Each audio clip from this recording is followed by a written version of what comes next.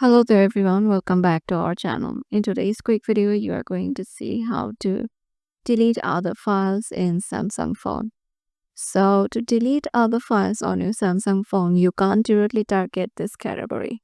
Instead, you can free up space by clearing app cache and data and potentially uninstall unused apps.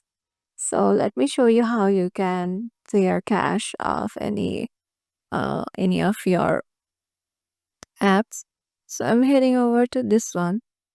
Tap on the info icon and here scroll down, you will find the storage section.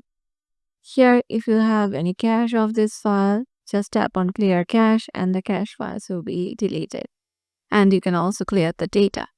And once you are done with it, if you don't want this app anymore, you can just uninstall it. Keep tapped on it, tap on uninstall, and the app will be uninstalled.